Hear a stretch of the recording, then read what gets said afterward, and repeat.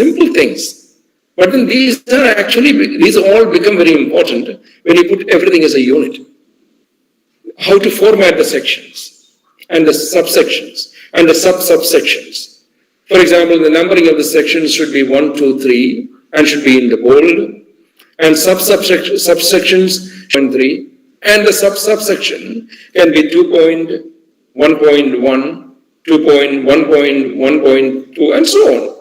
And that can be given in italics in the margin, so that we understand the text of which portion is this text coming from. We can all identify that. So even paragraph wise, you can give that kind of numbering. So it will look like a standard text available to them. And the same is applicable in the case of the audio and video. Your delivery of the content should be through 30-minute videos. These 30-minute videos, again, you can subdivide it into 4 or 5 smaller units in that. That's up to you. And it can include multimedia, animation, classroom shooting, and so on. It's up to you, your imagination. What is the background that you have to give? Anyway, the background has to be silent. It should not be distracting. These are the only main things that you have to note. And you should appear sober. If I appear here in a very gaudy dress, I'm not a film star. I'm a teacher. I have to communicate certain things to the students. And talk in the most clear manner. And it should not be a spoken tutorial. For example, if I start, if I take a text from here and start reading it from here, that looks a bit absurd. That's not a spoken, you have to communicate to the student. Look into the lens of the camera. Now you can see, for example, you might feel that I'm looking at you. I have to imagine that you are there. And if I look at the lens of the camera, you can find that, I am communicating directly to you. That is a kind of eye contact that you have to maintain.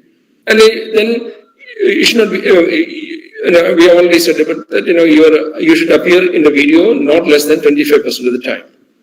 It's not that, I give you this text and behind the text I am giving you a voiceover. No, that is not how it is. And the whole text is given there and I am reading the text. I've gone to many of the seminars where, I find that the students, when they come, make their first presentations, they will project their text on the screen and they will start reading it. Well, that comes with experience. After some times, you have to, there's no point in you are already supplied the text, then why are you reading it? You give the text, and if you are given the text, tell them this is what you mean. Or you can display graphics, you can display animations or PowerPoint presentations, or even relevant visuals or videos. You can add, and then you can use your voice to supplement that. You can add demonstrations, illustration of examples, and so on. And the format of the video is also very important. It should have a good quality. I know it's not very difficult, to develop a good quality video these days. All you have to do is either you can have a very good video camera to shoot that. If you go to an EMRC, all these problems are they will developing this, then you have to be a bit careful. The kind of camera that you use is important. Nowadays, even our ordinary mobile, but it's always good to use Canon 5D. I use 2 Canon 5D cameras to shoot from 2 different angles. One, if there is an editing is to be done, it can be done seamless with the other camera. Sometimes, this is what standard. What happens is that I might have to make a break. There might be some interruption. There may be some voice. There may be a phone call that disturbs my shooting. So a cut is necessary at that space. And I'm sure Tamilians are very good at the cinema. Things much better than what we do. So anyway, that front camera is to be edited at that time, and then a side camera can be added, continuing with that, so that it goes in a seamless manner. So the person watching the video will not also feel any difficulty about that. Same kind of quality. It is MPEG 4 kind of video, and then at least 720 to 576 pixel size, 25 frames per second, and 450 resolution for 3 Mbps for incorporation to the template and so on. But basically, use a good camera, high definition camera, and use good sound.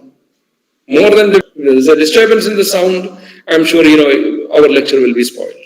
That's why I was extremely conscious when somebody was speaking in the lecture, or there's some kind of disturbance came up, some microphone was turned on. You find that this is going to go into the quality of your video. So that might get affected. So you have to make sure that you have to invest in a good microphone, invest in 2 good cameras. If you are going to a studio, a good studio of EMRC, they have higher definitions. And they have different techniques. For example, you can have chrome background, and then background can be, you can show that you are sitting, or even in Google Meet I can do that. Right now I can switch on my camera, I can give a background, or in a beach, or in a classroom, or in my library. These are all possibilities, but provided my background is chrome. There, it is, then people won't be even able to recognize it. So it's up to you how good you are producing that.